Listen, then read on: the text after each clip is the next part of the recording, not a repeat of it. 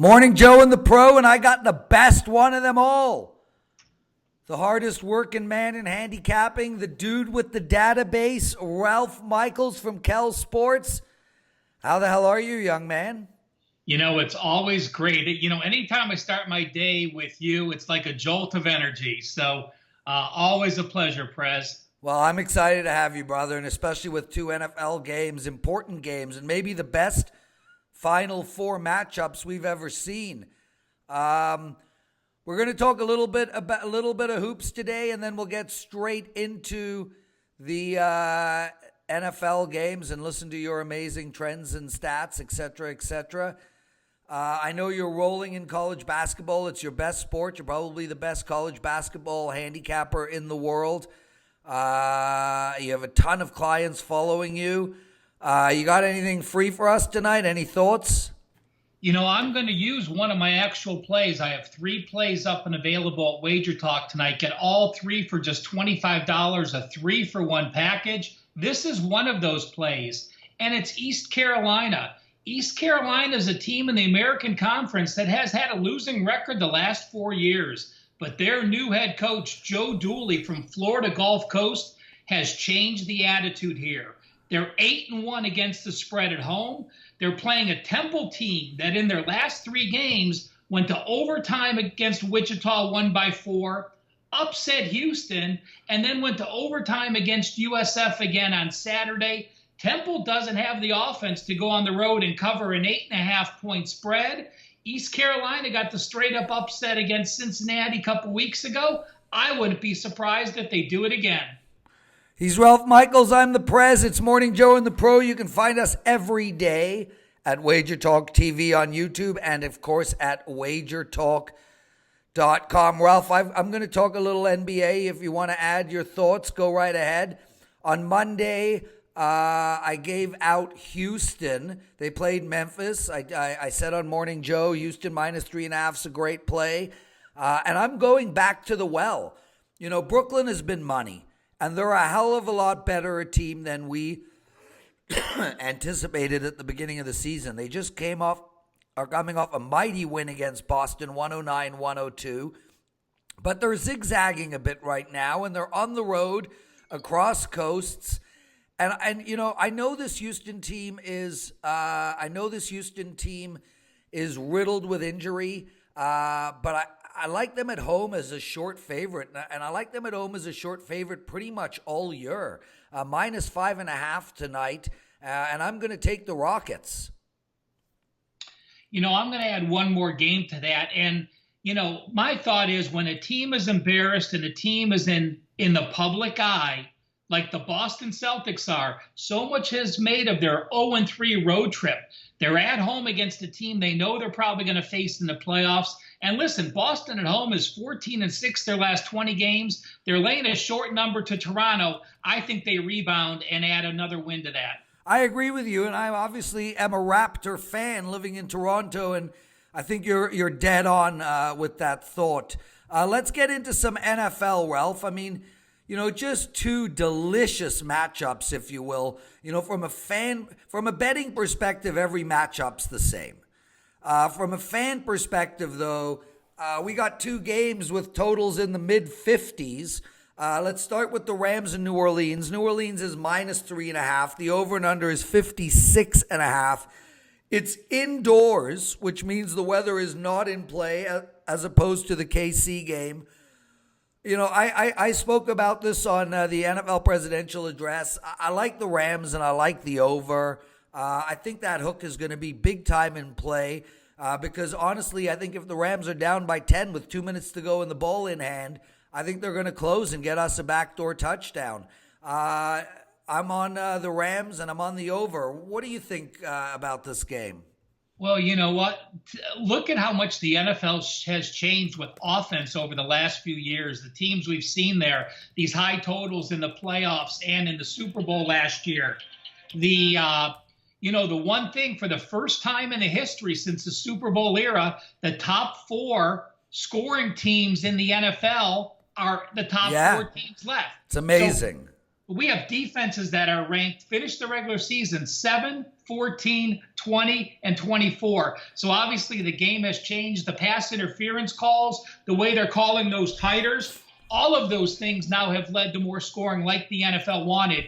In this game, couple notes for me is, I'm torn on the side. I think the Saints have that huge home edge. They're 6-0 in their history in the playoffs at home. Drew Brees at home has a 14-2 ratio.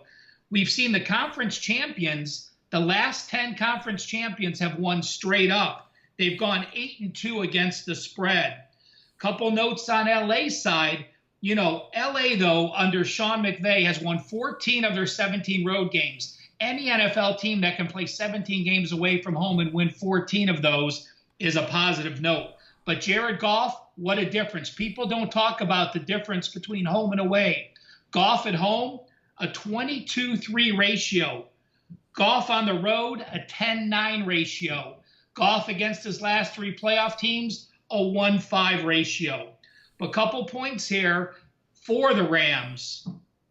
Playoff teams that did not turn the ball over in their last game, that's the LA Rams, 22-12, 64.7%. You take care of the ball, you win those close games.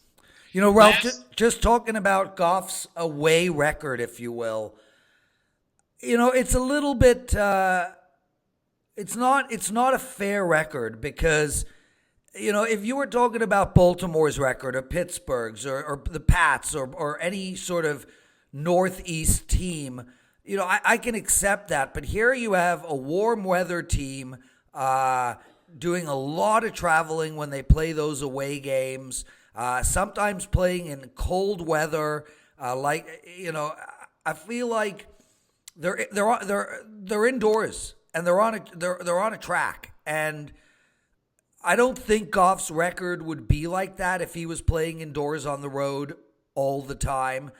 So I don't really buy that much into it. But obviously, look, New Orleans has incredible home field advantage. We know that. But one thing we do know is that the Rams' offense is really good. I mean, Todd Gurley, C.J. Anderson, Robert Woods, Brandon Cooks, a good offensive line, probably the best defender in football in Aaron Donald, or at least the best pass rusher. I think this game's going to be close. I like the over. Do you want to give out an opinion on it or just a bunch of trends? If I had to pick a side, I would be on the Saints. I just think they're strong enough at home. I do have a concern, Yes, I understand your point about playing on the road, but you look at the road games. They played Oakland, Seattle, Denver, San Francisco all early. In the second half of the year, they went to New Orleans, a dome team. They went to Detroit, a dome team. They went to Arizona, a dome team. Their only game that was outside was Chicago, and we know they got manhandled in that game. So not a strong play for me. Just having to pick a side, I would go with the New Orleans Saints. He's Ralph Michaels. I'm the Prez. You're listening to Morning Joe and the Pro. Let's talk Kansas City, New England. I know your machine has probably spat out a ton of trends that favor New England and a ton of trends that tell us how bad Andy Reid is in the playoffs. I gave my thoughts on the NFL presidential address with Kelly on Tuesday. Took this game apart for 15 minutes. I like Kansas City here, and I like the over as well. And I'm worried now about the over because of the weather, but I still like it. It has come down to 55.5. I am taking the under in the first half of both games, though, and the overs for the games. Tell us why New England is going to cover, because that's probably what you're going to say. Oh, you can't be further from the truth, my friend. friend. Yeah, baby. Absolutely all over Kansas City. There are no bigger home road dichotomies in football than these two teams. Kansas City at home, allowing 17.4 points per game. Kansas City on the road, 34.6 points per game. New England at home this year, plus 117 yards per game. New England on the road, minus 43. That's 160 yards per game difference for the Patriots. The Patriots undefeated at home, on the road 3-5 straight up in ATS. And so much is made of New England's playoff records and Brady in the playoffs. Well, I'll tell you what happens to New England? They roll through their division. They get a number 1 seed. They're at home almost every playoff game. Brady at home in the playoffs, a 46-18 ratio.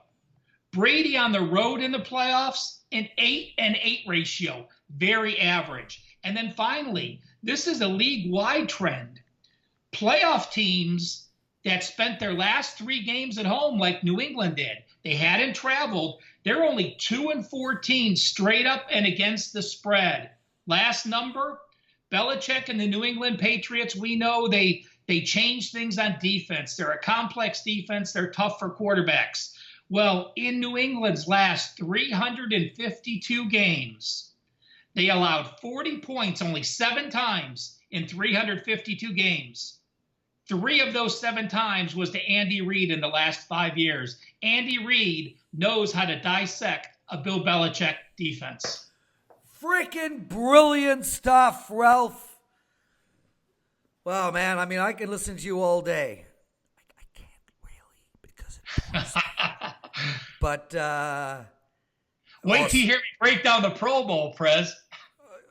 You do that? I'm just kidding. Oh. Unbelievable stuff, Ralph. I love having you on. You're just so good at everything you do. Probably the most knowledgeable guy at WagerTalk.com, and I really appreciate your time. We'll have you on pre-Super Bowl, my friend, and we'll go through a bunch of props. I take it your database doesn't have a whole lot of prop bet info in there. It does not. If you remember the last year at Wager Talk, I did the most 20 popular props, what happens the last 7 years. We'll post that again. So easy things that people can look at. Was there a score the first so many minutes of the game? Over under field goals, longest field goals. So at least you have a database to look back at the last 8 years. I'll have that up next week at wagertalk.com. And we'll do a whole prop show then, just me and you.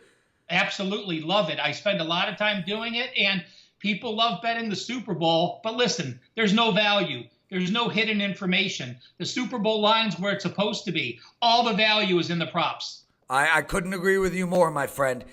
Be well. Take care of yourself. I know you're going to be in studio today doing some videos with Kelly, Marco, and the boys. Enjoy, have fun, and we'll speak to you next week. Stay tuned. College basketball videos start today. I'm excited. Be good, brother. Thanks, Prez.